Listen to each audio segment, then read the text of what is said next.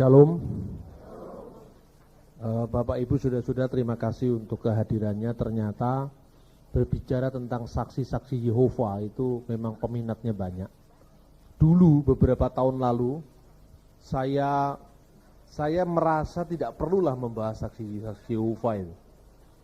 Tapi setelah Menteri Yusril Mahindra mengeluarkan izin untuk mereka secara resmi beroperasi di Indonesia dan melihat dampaknya yang memang sangat kentara pada kehidupan jemaat, maka ya mesti ditulis, dipertanggungjawabkan bagaimana iman Kristen itu di tengah-tengah tantangan mereka. Saya sendiri sempat dikejutkan beberapa saat ketika saya berceramah di salah satu seminari Katolik di Manado, yaitu Seminari Pineleng. Saya diundang ke Uskupan Manado. Waktu itu ada satu berita ya dari kegiatan Saksi Yehova itu, dimuat kira-kira 1 lembar koran full. Itu membuat saya merasa wah itu dananya besar, orangnya militan. Di Medan juga sudah berdiri balai kerajaan mereka. Mereka tidak menyebut gereja tapi balai desa, balai kerajaan. Saya pikir balai desa itu di Manado. Dan publikasi mereka luar biasa gencarnya. Nah, orang Kristen berpikir apa sebenarnya dan siapa saksi-saksi Yehova. Di beberapa pertemuan saya memang ingin agar ada debat terbuka antara saya dengan pimpinan nasional Saksi Yehova. Dan saya sudah layangkan beberapa tantangan itu, tetapi sampai hari ini tidak ditanggapi. Bahkan salah satu mungkin malah penatua dari Saksi Yehova di Surabaya yang sekarang sedang mendirikan gereja besar di Jemur Andayani atau apa itu juga tidak mau bertemu dengan saya. Ya tidak apa-apalah. Lewat teman saya Pak Ismail, dia ngomong, aku gah lek kok temokne karo Bambang Nurseno katanya. Ya sudah. Karena itu kesan saya bahwa mereka tidak mencari kebenaran, tapi mencari pembenaran. Kenapa saya membawa data begitu banyak ini? Karena pikiran saya akan ada saksi Yehova yang mau datang. Sehingga kita bisa cross check data, bukan perang ayat. Sebab perang ayat itu kan terjemahan, lawan terjemahan. Maka kita harus kembali pada original text of the Bible. Ibrani, Aramaik, dan Yunani. Karena itu yang selalu mereka pertahankan. Nah, saudara-saudara, perkenalan awal tentang saksi-saksi Yehova. Aliran ini usianya kira-kira sama dengan perang Diponegoro, bahkan lebih akhir. Jadi bukan aliran tua. Saksi Yehova ini pertama didirikan oleh Charles Taze Russell atau Russell. Dia orang Amerika, tapi rupanya keturunan Inggris. Dulunya Charles Taze Russell ini adalah seorang dari kalangan Kristen Presbyterian, Protestan artinya. Kemudian dalam pandangan tentang eskatologi atau akhir zaman, dia sangat dipengaruhi oleh gereja Advent hari ke-7. Saya tidak menyamakan Yehova dengan Advent, minta maaf. Tapi dalam soal akhir zaman, mula-mula pendiri sekte ini dipengaruhi oleh Advent. Tetapi akhirnya dia tidak ke Advent. Kemudian terakhir dia dipengaruhi oleh pandangan bidat sebelum Saksi Yehova yang namanya bidat Christadelphia. Bidat Christadelphia pada zamannya Charles Russell ini memiliki satu terjemahan Alkitab tersendiri Perjanjian Baru yang namanya The Emphatic Dialog. Dalam Perjanjian Baru 2 bahasa interlinear, kata demi kata dari bahasa asli ke bahasa Inggris, yang diterbitkan tahun 1895. Ini bukunya. Jadi kalau ngomong begitu saya ada bukunya ini. Ini terbit pertama kali tahun 1895. Jadi ditulis oleh seorang penganut bidat Christadelphia yang namanya Benjamin Wilson. The Emphatic Dialog containing the original Greek text of the New Testament. Jadi ini ada terjemahan harafiah. Apa yang sangat mempengaruhi ketika Advent Dia tidak cocok dengan gereja Advent, hanya ngutip-ngutip tentang nubuat akhir zaman. Tetapi Advent jelas, dia keyakinannya tidak berbeda dengan gereja-gereja yang lain, sekalipun ada beberapa perbedaan penekanan tentang hari Sabat. Tetapi Advent pandangannya tentang Tritunggal, keilahian Yesus, ketuhanan Yesus adalah tidak berbeda. Tetapi Kristadelphia ini pertama dia tidak mengakui Tritunggal. Dia tidak mengakui keilahian Yesus. Dia percaya bahwa Roh Kudus itu hanyalah kekuatan yang memancar dari Allah, tetapi dia seorang makhluk. Dia tidak percaya dengan penebusan dosa. Itulah bidat Kristadelphia. Pertama-tama sebelum Saksi Yehova memiliki kitab tersendiri, mereka memiliki terjemahan Alkitab tersendiri yang dikenal sebagai terjemahan NW. Itu singkatan dari New World Translation of the Holy Scriptures, yang terbit pertama kali sebenarnya tahun 1960, ini kitabnya. Jadi New World Translation of the Holy Scriptures ini diterbitkan tahun 1960. Dulunya mereka memiliki terjemahan secara lepas, yaitu yang namanya Perjanjian Baru, Perjanjian Kitab Suci Yunani Kristen, terjemahan Dunia Baru. Ini saya punya dalam terjemahan bahasa Inggris dan Belanda. Kemudian ini kitab yang sama diterjemahkan dalam bahasa Arab. Jadi mereka di negara Arab pun memiliki perwakilan. Judulnya Kitabul Muqaddas Al-Asfar Al-Yunaniyah Al-Masihiyah Tarjamah Al-Alamul Jadidah. Jadi terjemahan Dunia Baru. Ini Alamul Jadid, terjemahan Dunia Baru. Yang di Indonesia sekarang mereka sudah menerbitkan Alkitab tersendiri, yaitu NW, yang disingkat Terjemahan Dunia Baru, yaitu kitab suci Terjemahan Dunia Baru. Ini kitabnya. Nah, orang Kristen secara awam, tentu yang pertama-tama dia tidak mengerti banyak terjemahan kitab suci, dipikirnya sama aja lah dengan New International Version, American Standard Version, Lembaga Alkitab Indonesia Terjemahan Baru, Terjemahan Lama, kemudian terjemahan bahasa Indonesia sehari-hari, dipikirnya sama. Padahal dalam hal-hal yang sangat prinsipil, mereka tidak hanya menerjemahkan Alkitab, tapi menafsirkan Alkitab sesuai dengan kepentingan aliran mereka. Nah, salah satu contoh, pendiri pertama Saksi Yehova sangat dipengaruhi, saya katakan tadi, oleh The Emphatic Dialogue yang ditulis oleh Benjamin Wilson.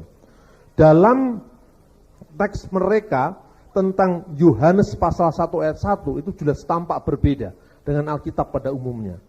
Di dalam terjemahan Alkitab itu berbunyi, pada mulanya adalah firman, dan firman itu bersama-sama dengan Allah, dan firman itu adalah Allah. Dalam terjemahan King James juga sama, in the beginning was the word, and the word was with God, and the word was God. Dalam terjemahan Alkitab bahasa Arab dimanapun juga sama, fil badil kanal kalimah wal kalimatu kana indallah wa kana kalimatullah. Anda mau tidak puas dengan terjemahan Arab, terjemahan bahasa Jawa, ing kala purwa sang sabdo iku ana dene sang sabdo nunggil kelawan Allah, lan sang sabdo iku Gusti Allah. Sama. Tetapi ketika Anda membaca terjemahan NW jadi beda. Kenapa beda? Lah ini yang perlu kita lihat, dan bagaimana cara atau trik-triknya Saksi Yehova untuk meyakinkan pendengarnya yang awam. Tapi kalau orang yang mengerti teologi atau paling tidak mengerti bahasa-bahasa isi kitab suci, mereka ngeper, tidak mau datang. Itu cirinya. Dalam terjemahan NW diterjemahkan begini. Yang pertama saya lacak dulu dari Benjamin Wilson. Benjamin Wilson menerjemahkan, in the beginning was the word. Pada mulanya adalah firman. And the word was with God. Dan firman itu bersama-sama dengan Allah. Lalu, and the word was God, tetapi huruf kecil. And God was the word. Harafiahnya begitu. Tapi God-nya untuk firman itu G besar, O kecil, D kecil.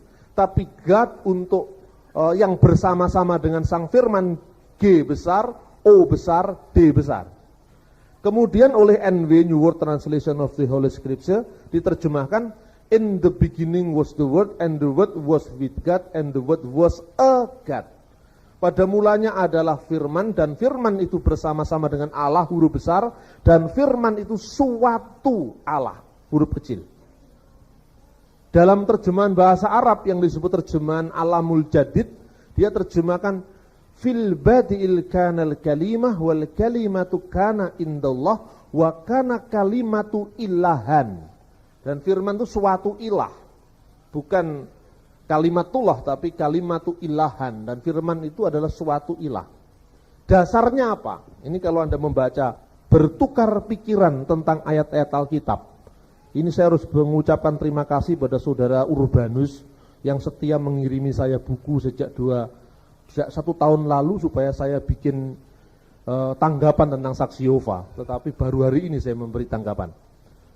Di dalam tulisan ini dia memberikan satu argumentasi bahkan di beberapa buku mereka. Mengapa firman itu bukan Allah tapi suatu Allah huruf kecil? Mengapa firman itu bukan Allah yang sama, yaitu Allah yang sama dengan Sang Bapa itu, tetapi suatu ilah dan bukan Allah? Karena menurut dia, kata Allah untuk Sang Firman itu tidak memakai definite article, kata sandang tetap. Sementara kata firman bersama-sama itu memakai kata sendang tetap. Nah biasanya begitu, di sini tidak ada kata sendang tetap, maka dikatakan bukan hotheos tapi theos saja. Tidak ada the-nya, bahasa Inggris itu the, itu kata sendang tetap, definite article. Maka saksi Yehova biasanya mengatakan karena tidak ada kata sendang tetap, maka ini bukan Allah yang sejati tetapi seperti Allah. Nah biasanya kalau saya dialog dengan saksi Yehova, Anda membaca Alkitab mana? NW, membaca Alkitab Benjamin Wilson, membaca Alkitab mana? Moffat diterjemahkan Diwain. Terus saya sodorkan Alkitab bahasa aslinya, bahasa Yunani. Woconen iki saya. Ini. Biasanya enggak iso maca. Lah itu masalahnya. Terus saya baca di luar kepala. Dalam bahasa aslinya memang betul itu tidak memakai kata sandang, tetapi kasusnya apa sehingga tidak memakai kata sandang?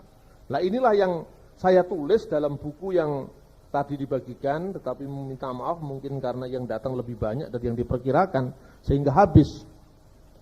Dalam buku ini sudah dibahas satu bab yang judulnya firman suatu Allah. Kalau begitu berapa jumlahnya Allah, kira-kira seperti itu. Nah dalam bahasa aslinya berbunyi demikian, enarki en hologos. Pada mulanya logos itu, ini saya terjemahkan kata per kata ya. Pada mulanya logos itu, pada mulanya firman itu kata sandang, the word. Ke hologos dan logos itu en prostonteon, bersama-sama dengan Allah itu di sini the God, ada kata sandangnya. Tetapi yang berikutnya ke theos en hologos, tanpa kata sandang. Dan firman itu adalah Allah, tetapi kalau diterjemahkan harafiah, dan Allah lah firman itu. Alasan inilah yang membuat mereka, karena itu maka tidak Allah huruf besar, tapi Allah huruf kecil. Karena memang tidak ada kata sandangnya. Untuk itu memang orang awam akan benar-benar dibuat kelabaan. Tatkala saksi Yehova mengajukan ayat misal, dalam Yohanes pasal 8 ayat 44. Dia memberikan contoh. Lalu atas dasar apa orang-orang Yehua berani menambahkan kata sandang tidak tetap, indefinite article? Apakah itu tidak menyalahi prinsip terjemahan Alkitab? Lalu dia memberikan contoh, ada ayatnya di mana yang tidak memakai kata sandang itu bisa ditambahkan kata sandang sesuai dengan ikatan kalimatnya. Lalu diberikan contoh misalnya Yohanes pasal 8 ayat 44. Di situ digunakan kata-kata di sini bahwa seorang pembunuhlah dia dari semula. Itu konteksnya iblis. Bahwa iblis diabolos itu adalah seorang pembunuh dari semula. Itu di dalam bahasa aslinya memang tidak ada kata sandang. Ekeinos artinya that one, antropoktonas, seorang pembunuh, a murderer of man, seorang pembunuh manusia, and up arkes. dia telah ada sejak semula, artinya seorang pembunuh sejak semula. Di sini tanpa kata sandang. Maka katanya kalau di dalam satu kasus tanpa kata sandang, maka itu umum. Seorang pembunuh, seorang pencuri, seorang nabi, artinya banyak nabi-nabi yang lain. Begitu juga dalam konteks Yohanes 1 ayat 1, maka boleh ditambahkan a God, yang artinya seorang Allah, tetapi bukan Allah yang satu itu. Ini kita baru bicara soal gramatika. Kemudian dia juga mengajukan beberapa contoh lain, misalnya Markus pasal 11 ayat 32. Di situ digunakan kata-kata hoti autos propetes eu, yang artinya that really a prophet he. Dengan sesungguhnya memang dia adalah seorang nabi, dan itu di konteksnya terkait dengan Yohanes Pembaptis. Maka seorang nabi lah Yohanes. Yesus seorang Allah lah Yesus, bukan satu-satunya Allah. Nah ini argumentasi mereka. Kalau argumentasi seperti ini dan Anda sebagai orang katakanlah memang tidak pernah menekuni bahasa-bahasa asli kitab suci, dan Yehova itu dengan gayanya yang temelinti, gitu, gayanya yang pinter-pinter dewe kayak Yeso itu, padahal dia tidak pernah juga tahu bahasa aslinya, kecuali karena model pengkaderan ala Indomie, instan, semua sudah jadi. Jadi sudah jadi tinggal memasukkan bumbunya, tinggal mengaduknya, itu tidak pernah meneliti sendiri, makanya memang benar-benar kelabaan. Tetapi dalam ayat Alkitab, ini ada seorang ahli tata bahasa Yunani yang memang menulis bahwa dalam bahasa Yunani koine khususnya, dalam kasus kalau kata benda tampil di depan dan kata benda itu berfungsi sebagai predikat, maka tidak harus ada kata sandang. Nah, kata sandang itu apakah kata sandang tetap, artinya satu-satunya itu, misalnya the God, satu-satunya Allah itu, atau a prophet, seorang nabi, atau seorang pembunuh, kata sandang tidak tetap, atau an, itu tergantung konteksnya. Nah, Yehova salah dalam, saksi Yehova salah dalam mengutip. Dia mengutip dua ayat yang saya sebut tadi memang benar, tetapi dia tidak melihat ayat-ayat yang lain, misalnya di dalam Markus 12 ayat 35. Di situ digunakan juga anak Daud, tetapi di depan anak tidak ada kata sandang. Karena apa? Anak Daud di situ konteksnya bahwa anak di situ kata benda, fungsinya sebagai predikat. Jadi dalam bahasa Indonesia diterjemahkan maka Kristus adalah anak Daud. Tetapi dalam bahasa Inggris diterjemahkan that Christ is the son of David. Tambahan de, karena bahasa Indonesia itu kan kata sandang itu sang kancil misalnya, sang jenderal itu kata sandang, atau si, misalnya si kumu, itu kata sandang si-nya itu. Nah, ini dalam teks bahasa aslinya juga tidak ada kata sandang, tapi kenapa boleh ada kata de, kata sandang tetap? Karena memang konteksnya seperti itu. Jadi di dalam bahasa asli, kalau diterjemahkan secara harafiah, hoti ho Kristus hios esti David, itu artinya bahwa ho Kristus, Kristus itu anaklah dia dari David. Jadi isnya di depan, anaklah dia dari David. Itu sering terjadi yang seperti itu. Contoh kasus lagi, misalnya di dalam Markus pasal 15 ayat 39. Ini saya buat begini supaya waktunya terarah. Di situ digunakan kata-kata sesungguhnya orang itu atau ho anthropos, autos, hios, enteos. Bukan sesungguhnya anak ini atau orang ini benar-benar anak Allah. Di depan kata anak Allah tidak ada kata sandang de. Tetapi karena kata anak ini berfungsi sekalipun kata benda tapi berfungsi jadi predikat, maka terjemahannya di situ kalau secara harafiah, maka sungguhlah orang ini anaklah ia dari Allah. Jadi bukan anak Allah, tetapi dia anaklah dia dari Allah. Kata-kata semacam itu kan sering muncul juga dalam bahasa Indonesia. Misalnya orang Indonesia dari Ambon berbahasa Indonesia, dengan orang Indonesia dari Jawa berbahasa Indonesia pasti berbeda. Lalu konteksnya kira-kira seperti itu. Kalau orang Jawa mengatakan itu istri saya, orang Ambon itu beta punya istri. Kira-kira konteks bahasanya seperti itu supaya enggak jauh-jauh. Tapi kalau ada Yehovahnya memang saya ladeni sampai kemana? Kamu saya kejar ini. Ayatnya di sini di sini. Terus itu yang pertama. Soal gramatika saja tidak cukup. Nah ini yang penting. Sebab kalau kita debat dengan Yehova perang ayat, mungkin Anda kalah terampil membaca ayat. Dan dia orang yang rajin, tapi tidak pinter, hanya orang rajin saja. Orang rajin kan buahnya koyo-koyo pinter. Ini orang rajin. Tapi sebetulnya tidak pintar itu, goblok sebetulnya. Hanya karena sering baca terus loh. Akhirnya kan hafal, tapi itu aja yang dihafal, yang lain juga tidak hafal. Nah untuk ngadepi kelompok-kelompok seperti ini, Anda tidak boleh perang ayat. Kalau perang ayat kita kalah. Wong Anda sejak Kristen yang kok waca Alkitab mek siji. Alkitab bahasa Indonesia terjemahan lain itu, mereka baca Alkitab banyak sekali. Lah firman Tuhan bagi mereka tidak cukup kalau mereka tidak cari ini, cari itu, cari ini, cari itu. Nah caranya bagaimana sekarang?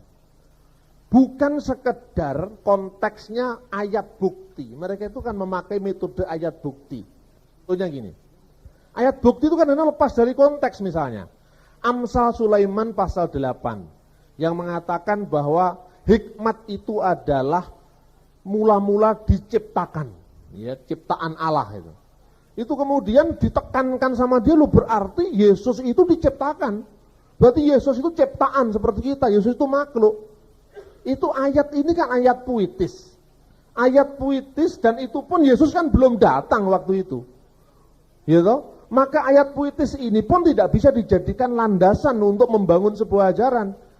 Ayat yang jelas-jelas tulisan para rasul, Yohanes yang jelas diputar sama dia. Jadi yang jelas menjadi tidak jelas, yang kurang jelas dipertegas menjadi jelas untuk kepentingan mereka. Ini kalau baru Anda modalnya terjemahan. Tetapi kalau kita melihat teks aslinya misalnya ini Biblia Hebraika, ini perjanjian lama dalam bahasa Ibrani. Di situ tidak digunakan kata-kata dia menciptakan aku, tetapi sesungguhnya dia memiliki aku. Di situ digunakan kata kana. Dan kata-kata yang lain dalam kitab Amsal, kata kana, yikne, itu diterjemahkan mencari, mengejar, memiliki.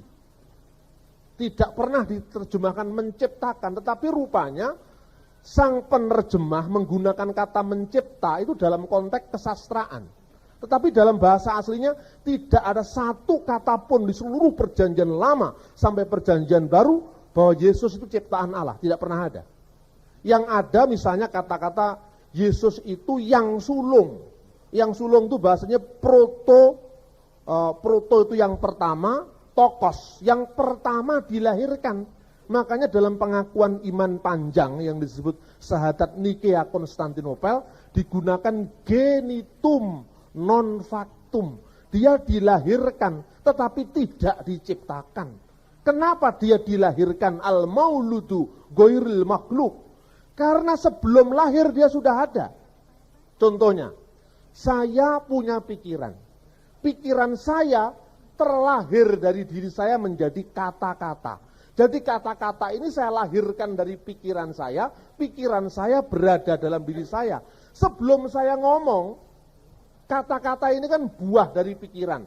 Pikiran sudah ada dalam hati saya. Ini bukan penciptaan, ini penghadiran diri, ini pernyataan diri. Jadi istilah Yesus sebagai sang sulung, anak sulung Allah itu bukan berarti Yesus diciptakan Allah, tetapi artinya sebagai firman, Yesus keluar dari wujud Allah pertama kali untuk menyatakan siapa Allah. Jadi pengertiannya seperti itu. Makanya dialog dengan Yehova masuk dalam argumentasi teologis. Saya tanyakan ke Yehova, terus Anda terjemahkan, pada mulanya adalah firman. Firman itu bersama dengan Allah, dan firman itu suatu Allah. Terus aku takon yang sampean, Gusti Allah jumlahe piro? Yo satu Pak, Yehuwa itu.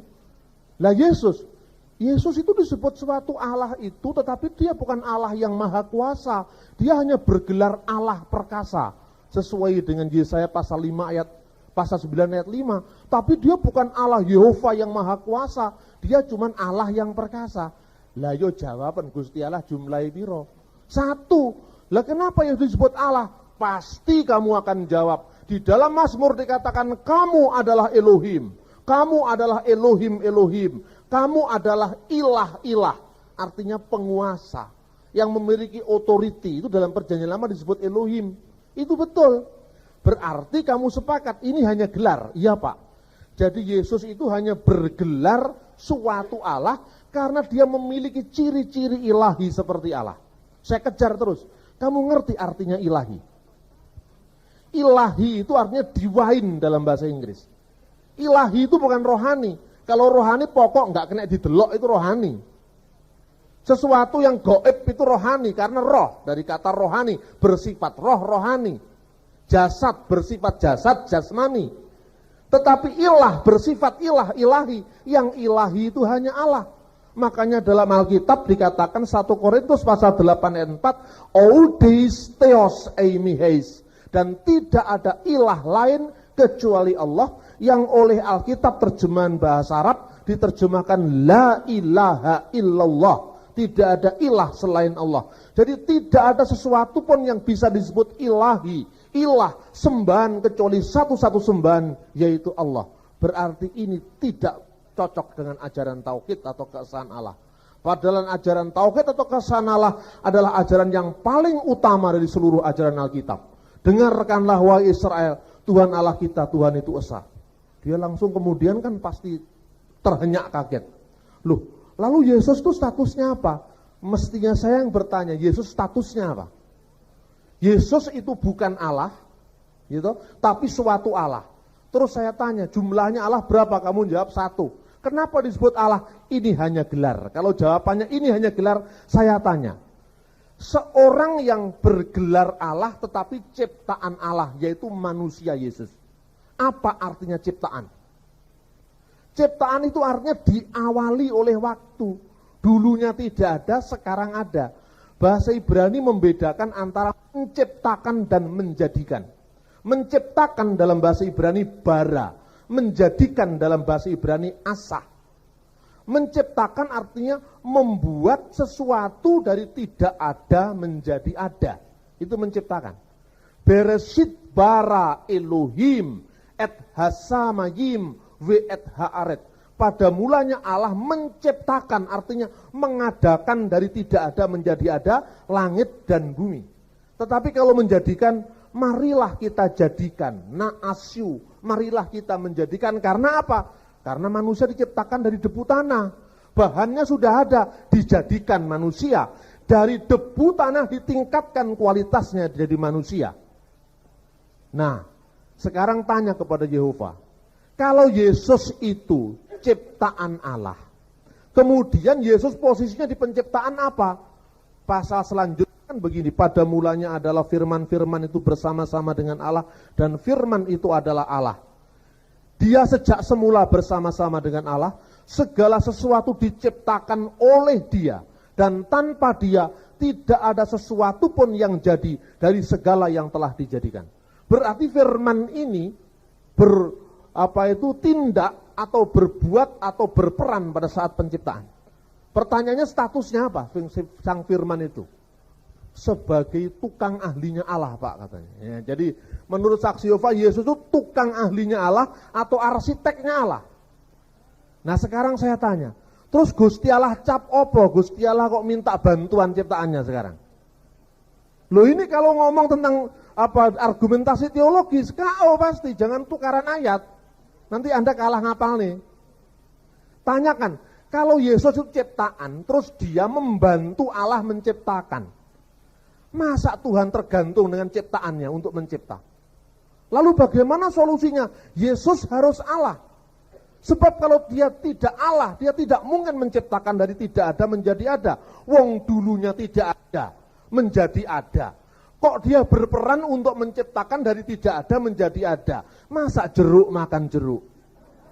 Kan begitu logikanya sekarang. Dulunya dia tidak ada, kemudian diadakan. Terus Gusti Allah nyeluk, Yesus, gawe langit lan bumi. Padahal langit lan bumi dulunya tidak ada. Dari tidak ada menjadi ada. Statusnya kan sama dengan Yesus ciptaan tadi. Yesus dulunya tidak ada. Karena waktun lam yakun fihi katanya. Ada waktu di mana firman tidak ada. Itu ajaran Arius, kakek moyangnya Saksi Yehova yang dihukum sesat oleh Konsili Nikea tahun 325 Masehi. Ada waktu di mana firman tidak ada. Loh, kalau Yesus disebut firman, terus firman itu pernah tidak ada. Pertanyaannya, sebelum Allah punya firman, Allah sendirian tanpa punya firman, berarti Gusti Allah tahu bisu? Iya enggak? Pada mulanya adalah firman, berarti firman dengan Allah harus sama-sama kekal. Kalau firmannya ada kemudian setelah Allah, berarti Allah pernah ada tanpa memiliki firman. Berarti Tuhan pernah tidak maha kuasa karena pernah tidak memiliki firman. Loh, tapi firman ini gelar, Pak. Artinya juru bicara Allah. Kalau juru bicara, kenapa dia ikut-ikut mencipta? Bahwa mencipta itu dari tidak ada menjadi ada. Saya tulis di buku saya. Saya pernah ketemu dengan seorang Jawa yang tidak pernah mengenal Injil. Tetapi logikanya jauh lebih cerdas dari Saksi Yehova yang menghafalkan ayat-ayat Injil.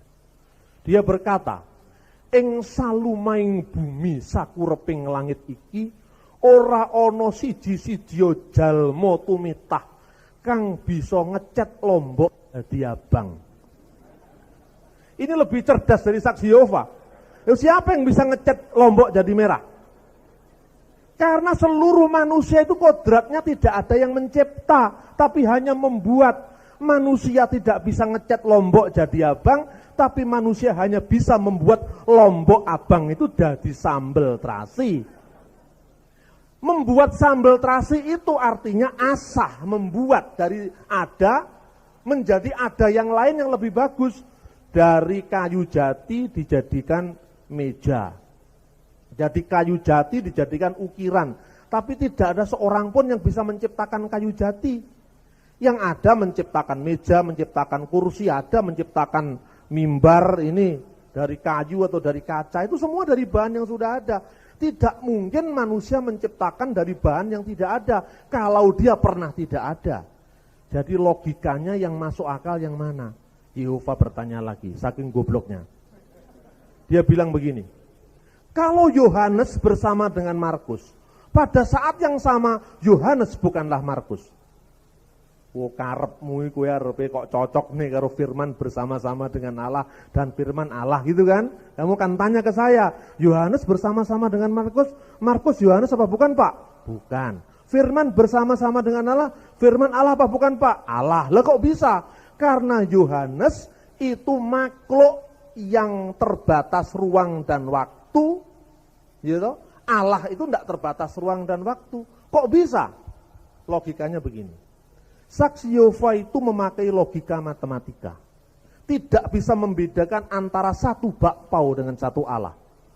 Kalau 3 bakpao diambil 1 bakpao tinggal 2 bakpao, ini logika matematika. Tapi sekarang kalau logika teologi, logika metafisika, meta itu disebalik yang fisik. Kepintaran membuat bakpao diajarkan pada 700 orang yang dulunya tidak pintar membuat bakpao, akhirnya pintar membuat bakpao. Apa kepintaran orang ahli bakpao tadi berkurang 700? Tidak, karena apa? Kepintaran, hikmat, kecerdasan, cinta, kerinduan, itu tidak bisa dijumlah, tidak bisa dikurangi, kayak beras saja dikurangi di kilo.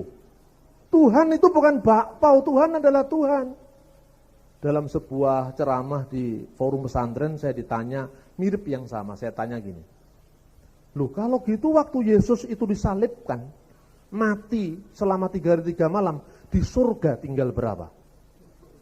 Saya jawab, tidak saya jawab. Kenapa nggak dijawab? Karena pertanyaannya keliru. Kalau premisnya salah, konklusinya kan keliru, kalau belajar filsafat kan begitu. Lagi pertanyaanmu keliru. Loh kok bisa keliru sekarang? Saya balik. Quran mengatakan innallaha ma'asyabirin. Allah itu beserta dengan orang yang sabar. Itu kan wong sak Malang sing sabar piro? Katakanlah 100, satunya tinggal di Gadang, satu tinggal di Mergosono, Satu tinggal di Pondok Blimbing Indah, satu tinggal di Arjosari. Di 100 tempat yang berbeda, pada jam dan saat yang sama, Allah menyertai orang 100 sesuai dengan dalil innallaha ma'as-sabirin. Allah beserta dengan setiap orang yang sabar. Opo Gusti Allah dadi 100? Lho ndak, karena apa?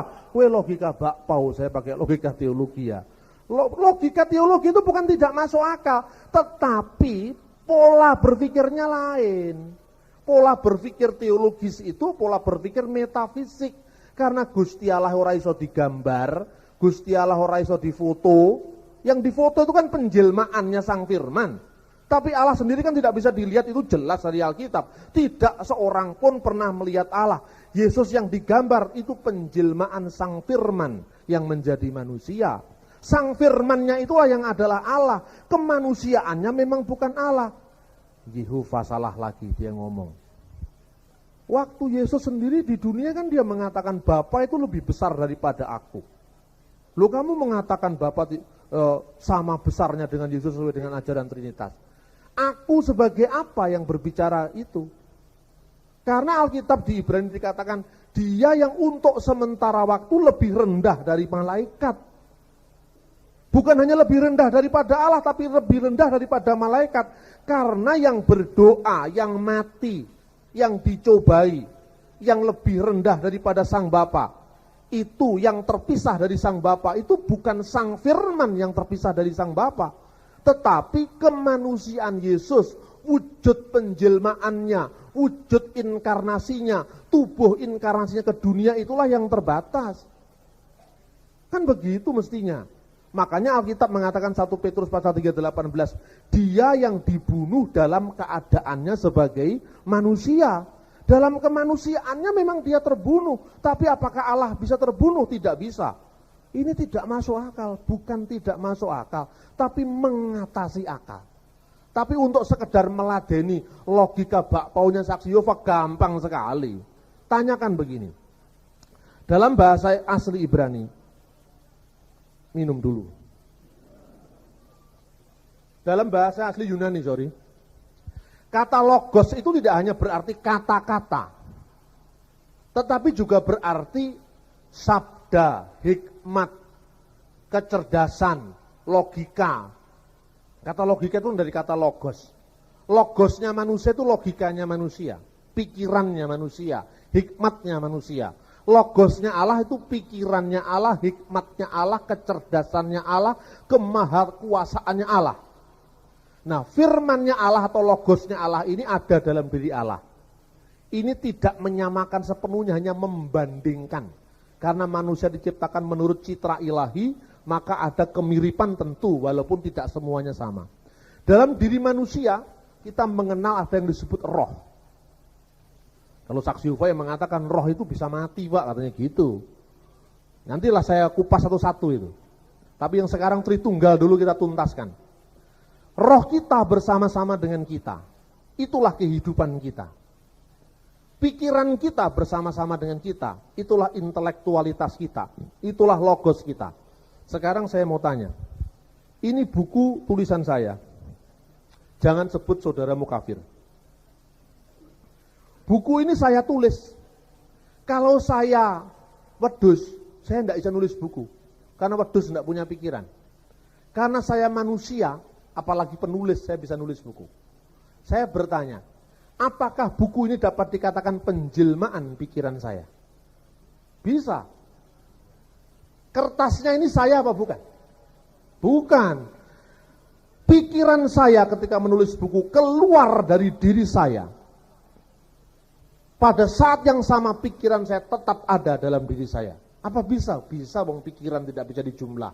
Kalau bakpo diselentik ini ya hilang satunya, namanya bakpao. Jadi logika bakpo jangan dipakai untuk memikirkan Tuhan. Nah, kalau seandainya kertas ini kobong, terbakar, rusak, apa pikiran saya ikut rusak? Tidak. Firman Allah menjadi manusia. Yang satu dengan Allah itu bukan kemanusiaan Yesus. Makanya Yesus berdoa, Eli, Eli, lama sabaktani. Ya Bapa, ke dalam tanganmu kuserahkan nyawaku. Bapa lebih besar daripada aku. Itu karena kemanusiaan Yesus terpisah dari Allah. Tetapi sebagai firman gak terpisah dengan Allah. Seperti pikiran saya terpisah dari saya, tetapi pikiran saya tidak terpisah dari saya, tetapi buku saya yang merupakan penjelmaan pikiran saya terpisah dari saya. Gampang sekali Yehova itu membantahnya. Asalkan Anda jangan main perang ayat. Yaitu ajaran-ajaran utama dari saksi Yehova. Kemudian seterusnya, ada beberapa ajaran yang nyeleneh. Karena Yesus itu perantara katanya. Saya bilang kalau Anda mempelajari filsafat timur, saya tidak mengajarkan supaya orang teologi menganut filsafat tertentu, tidak. Filsafat itu kan keterampilan berpikir. Jadi janganlah orang sekolah teologi anti filsafat. Itu kan filsafat kosong, itu kan filsafat yang kosong. Ada kan juga yang tidak kosong. Filsafat teologi yang benar-benar mengabdi pada kebenaran Injil, kan begitu toh. Nah, sekarang saya katakan filsafat itu, kalau Anda belajar filsafat, dan Anda akan melihat dalam Alkitab ada banyak perjumpaan para rasul dengan tokoh filsafat. Misalnya, Paulus di Athena ketemu dengan para ahli pikir, itu aslinya filsuf dari golongan Stoa dan Epikuros. Tanyakan sama saksi Yehova. Epikuros itu binatang apakah gerangan? Opo yo ngerti gue orang maca filsafat Yunani, ngerti Epikuros, ngerti Stoa. Nah itu ada di Alkitab kok. Nah ini makanya kelemahannya kalau kita hanya ayat per ayat tapi disiplin berpikir kita tidak sehat, KO sama para bidat itu. Karena podo gobloknya. Disiplin berpikir itu kan penting. Nah sekarang saya tanya, gara-gara saksi Yehova anti sejarah, tidak mau belajar dari sejarah, dia kleru-kleru. Contohnya kleru bagaimana? Dalam alam pikiran ketuhanan, aliran-aliran agama di dunia ini, ada dua aliran. Yang pertama aliran monoteisme. Ya, monoteisme dengan variannya itu teisme. Pandangan bahwa Tuhan itu adalah personal God. Ya, Tuhan itu bersifat personal, kata orang Belanda. Bersifat pribadi, bisa disapa dalam doa, bisa bersekutu, itunya Tuhan bersifat pribadi. Tuhan yang bersifat pribadi inilah ajaran Yahudi, Kristen, Islam. Sekalipun kesimpulannya, jurusannya lain-lain, tetapi intinya Islam mengakui Tuhan itu berpribadi, maka Tuhan disapa dalam doa. Begitu juga Yahudi dan Kristen. Tapi dalam agama-agama timur dan agama-agama Yunani kuno, Tuhan itu bukan dia, tetapi suatu. Tidak bisa disapa dalam doa. Dan Tuhan itu sejat dengan kita, makanya alirannya bukan monoteisme tapi monisme. Mono itu satu, isme itu paham-paham yang menganggap bahwa keseluruhan ini adalah satu. Kalau orang Jawa menyebut jumbuing kawula Gusti, ketika orang Jawa mengatakan wah hebat Pak penyen Gusti Allah, enggak. Dia tidak mengatakan Gusti Allah moho kuwasa, enggak. Orang Jawa asli yang belum kena pengaruh agama-agama agama Kristen dan Islam, pasti dia mengatakan mergo saka kuwasaning gaib kaeloaning kodrat. Bukan kaeloane Gusti kang nyipta kodrat, tapi kaeloane kodrat. Jadi dia menghindari bicara Tuhan sebagai pribadi. Ini agama timur, cirinya agama timur. Nah dalam agama timur itu bisa membayangkan seorang yang pertama muncul dari nan esa. Dalam filsafat Platonisme disebut Tuhan, yang satu. Dari yang satu itu kemudian bahasa aslinya emanasi. Emanasi itu bahasa Indonesia tidak ada. Tapi bahasa Jawanya ada, ndelewer artinya emanasi itu. Jadi dari zat Tuhan yang satu itu mendelewer menjadi zat-zat yang lain yang lebih jauh. Deleweran yang pertama, emanasi yang pertama ini yang disebut neus atau akal pikiran, yang dalam bahasa lain disebut logos. Tapi logosnya Yohanes lain dengan logos yang delewer tadi. Saksi Yehova tidak mengerti bahwa logosnya Injil Yohanes ini merupakan terjemahan dari Septuaginta Davar Elohim. Logos ini dalam pengertian demiurgos, intermediary being, makhluk perantara. Mengapa ada makhluk perantara? saya ulang lagi pelan-pelan. Menurut Plato, ajaran Plato, supaya tahu kalau saksi Yehova itu ya pengikutnya Plato CS itu, bukan pengikutnya Tuhan Yesus. Lah kalau Anda tidak ngerti Plato kan Anda tidak iso bedanya Yesus dengan Plato apa. Makanya filsafat perlu dipelajari, bukan dianut, tapi untuk digepui yang tidak cocok dengan Injil gitu loh. Lah kalau kita tidak tahu apa yang kita pelajari, bagaimana kita tahu bedanya? Nah, dalam alam pikiran Plato, dunia ini ada dua. Dunia ide yang tak tersentuh, yang tunggal, dan dunia empiris yang beragam. Manusia itu tidak bisa satu dengan dunia ide, karena Tuhan itu ada di dunia ide, manusia ada di dunia empiris ini. Untuk supaya Tuhan bisa satu, berhubungan, diperlukan makhluk perantara. Tolong dicatat, makhluk perantara. Jadi dia bukan Tuhan, tapi juga bukan manusia. Tetapi Yesus lain. Yesus itu adalah sepenuhnya Allah dan sepenuhnya manusia. Demiurgos ini bukan Tuhan dan bukan manusia. Nah, demiurgos ini mirip dengan pandangan saksi Yehova. Bahwa Tuhan pertama-tama, kalau dulu ajaran Yunani, ndelewer menjadi logos. Dan dari pendeleweran pertama itu muncul pendeleweran pada arwah-arwah. Terus sampai pada benda-benda kasar. Inilah yang dalam ajaran tasawuf Islam disebut ajaran martabat 7. Nah, sekarang dari yang satu ndelewer jadi logos. Ini hanya bisa dipahami dalam konteks emanasi, dalam konteks pengaliran, dalam konteks satu zat. Tetapi kalau ajaran creatio ex nihilo, karena kalau ajaran Alkitab, jadilah terang, maka terang itu jadi. Artinya dulunya terang tidak ada, bukan delewer dari Tuhan. Jadi dalam pandangan filsafat Yunani, Helenisme, Tuhan itu ibarat kolomonggo, laba-laba kolomonggo itu. Ya, dunia ini ibarat rumahnya laba-laba yang mengalir dari ilernya laba-laba tadi. Jadi dunia ini ilernya Tuhan kalau menurut ajaran filsafat Helenisme. Apa ini cocok dengan Alkitab? Kan enggak cocok. Alkitab mengatakan dunia diciptakan dari tidak ada menjadi ada. Dan Yesus itu harus dipilih. Ciptaan atau pencipta, tidak ada di tengah-tengahnya. Kalau dia pencipta, berarti dia harus satu dengan Allah. Bagaimana satu dengan Allah? Wong Allah itu satu, kok ada yang lain lagi? Tidak bisa dijawab kecuali dengan ajaran Allah Tritunggal. Jadi Allah Tritunggal itu ajarannya wong sing pinter-pinter. Ajarannya wong sing goblok-goblok itu saksi Yehova, pendeleweran itu sing bodoh-bodoh.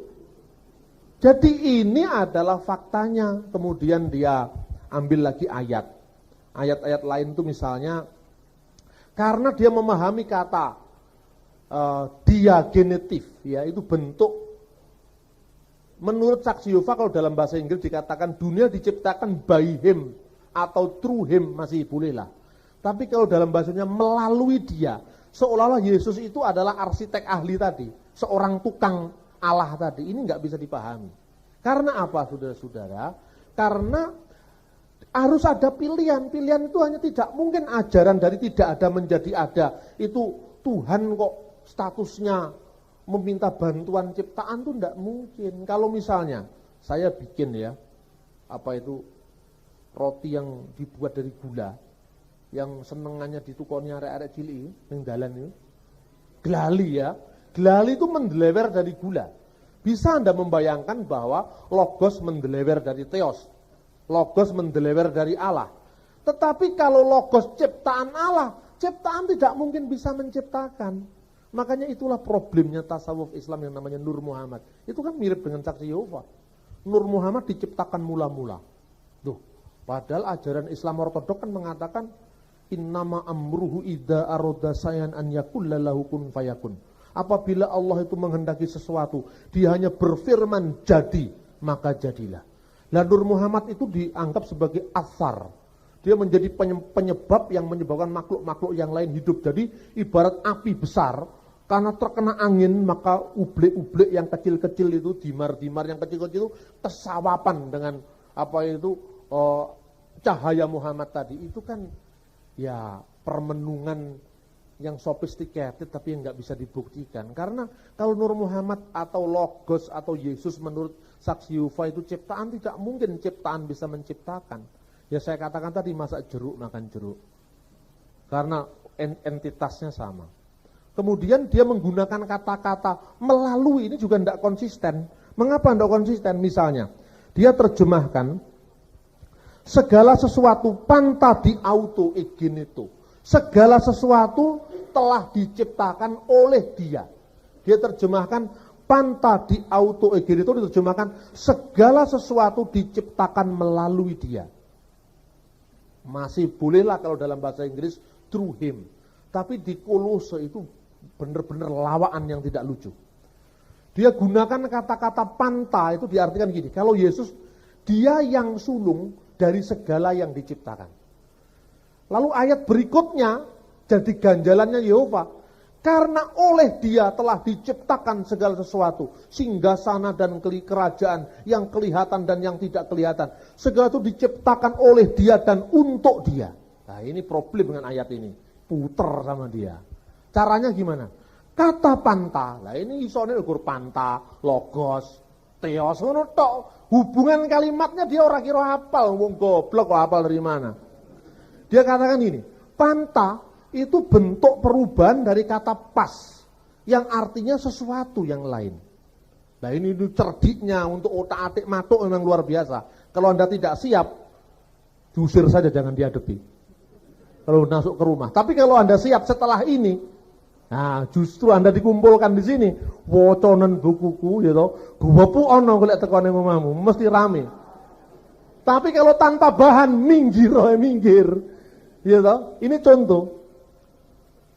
Kata diciptakan, segala sesuatu diciptakan, lalu ditambahi yang lain. Nah, karena kenapa ditambahi kata yang lain? Karena dia termasuk ciptaan. Lah kalau ciptaan menciptakan kan janggal ditambahi. Dan melalui perantaraannya segala perkara yang lain telah dibuat. Nah ini kan akal-akalan. Ayat endi ono ngono iki. Panta diterjemahkan yang lain itu mana? Coba. Inilah pelawak terbesar yang lebih lucu daripada tukul. Ini saya berikan contoh. Kata panta di dalam Roma pasal 11 ayat 36 diterjemahkan Allah itu. Untuk Allah diterjemahkan segala sesuatu. Jadi bunyinya begini. Sebab segala sesuatu dari dia, oleh dia, dan untuk dia. Itu bahasa aslinya begini. Hoti es auto, ke di auto, ke es auto, ta panta. Panta ini terjemahkan segala sesuatu, oleh dia, dari dia, oleh dia, dan untuk dia. Kenapa untuk Allah nggak diterjemahkan nama dia? Segala sesuatu yang lain, dari dia, dan oleh dia, atau melalui dia, dan untuk dia. Kenapa hanya untuk Yesus kata panta diterjemahkan sesuatu yang lain? Tapi untuk Allah di Roma pasal 11 ayat 36 diterjemahkan segala sesuatu. Ini kan tidak konsisten. Ini namanya inkonsistensi terjemahan. Lalu untuk membenarkan pemalsuannya, dia mengutip ayat, dan ini maka saya katakan lebih lucu daripada tukul. Ayatnya ini nanti Anda lihat sendirilah di rumah. Lukas pasal 13 ayat 2. Yesus menjawab mereka, sang kamu orang-orang Galilea ini lebih besar dosanya daripada dosa semua orang Galilea yang lain. Nah ini. Kenapa kata panta dalam Lukas 13 ayat 2 ditambah yang lain? Karena ada unsur pembanding. Pembandingnya apa? Di sini dikatakan sang kamu orang-orang Galilea ini, orang-orang Galilea di depan Yesus ini, lebih besar dosanya ketimbang orang lain, orang-orang Galilea yang lain. Ini aslinya hanya ungkapan orang-orang Galilea ini dosanya lebih besar dari segala orang Galilea. Tapi karena dalam terjemahan segala itu artinya apa? Artinya dia termasuk orang Galilea juga, tapi yang di sini dosanya lebih besar daripada Galilea yang lain gitu loh. Sama dengan saksi Yehova percaya Tuhan apa enggak? Percaya. Berarti saksi Yehova orang beragama. Orang beragama itu ada yang pinter, ada yang bodoh, ada yang keminter itu, ada yang soleh, ada yang sok soleh kan gitu. Ada yang Pak Soleh jualan sate, macam-macam. Jadi orang saksi Yehova termasuk orang beragama. Maka dikatakan, saksi-saksi Yehova adalah yang paling bodoh dari segala orang beragama. Bahasa aslinya gitu, panta. Lalu untuk lebih menjelaskan, saksi-saksi Yehova lebih bodoh daripada orang beragama yang lain. Karena ada pembandingnya. Ini nggak bisa diterapkan untuk penciptaan. Loh ini kan kita telanjangi satu-satu toh. Nah sekarang yang terakhir, ya tentang arke ciptaan Allah. Di dalam kitab Wahyu disebutkan Yesus itu adalah permulaan ciptaan Allah. Disebutkan Wahyu pasal 3 ayat 14. Hi arke tes ketisios tuteu. Arke ini artinya permulaan, ini artinya apa? Berarti Yesus itu juga ciptaan? Enggak. Karena kata arke di sini konteksnya harus dilihat bukan sekedar konteks Yunani, tapi konteks Ibrani. Arke dalam konteks Yunani, kalau Anda belajar filsafat Yunani itu, kalau masuk di fakultas hukum atau fakultas ilmu sosial yang lain, disebut para filosof sebelum Sokrates adalah cirinya filsafat alam, kosmologi. Filsafat alam itu mencari arkenya jagat raya. Jagat raya itu arkenya dari mana? Asal-usulnya. Jadi materi dasar yang menjadi awal penciptaan jagat raya. Maka dari kata arke itu muncul kata arkeologi. Ilmu tentang kepurbakalaan. Kan gitu. Tapi arke di sini artinya memang ciptaan awal. Lebih tepatnya bukan ciptaan awal, deleweran awal. Karena konteksnya ini konteks Yunani yang emanatif tadi. Jadi yang mendelewer pertama dari Allah itu apa? Ada yang mengatakan, oh itu air. Karena Thales itu filosof Yunani, di mana-mana tempatnya air, maka dia menyangka air. Lain lagi udara, yang lain lagi Pitagoras bilangan, yang lain lagi itu aperion yang tak terhingga. Tetapi arke sebagai terjemahan dari Injil itu bukan arkenya Yunani, tetapi resit dalam pemikiran Ibrani. Resit itu sang alfa, sang alef, sang pemula yang pertama-tama. Resit itu menjadi bahasa Aramaik resita, ini anaknya Mas ini namanya resita. Jadi resita dan resit ini konteksnya berbeda dengan arkeologi dalam filsafat Yunani. Sama dengan begini, Anda membaca Injil, bahasa Bali, Kejadian 1 ayat 1 bunyinya apa? Nah ini, contohnya ini. Duking kale purwa, ide sang yang widiwasa, ngwen tenang akase miwah pertiwi. Pada mulanya ide sang yang widiwasa menciptakan angkasa dan pertiwi, kata orang Bali. Apa ide sang yang widiwasa yang dipahami pembaca Injil sama dengan ide sang yang widiwasa Parisada Hindu Dharma? Tidak sama. Bahasa itu kan netral, tergantung siapa yang memberi makna.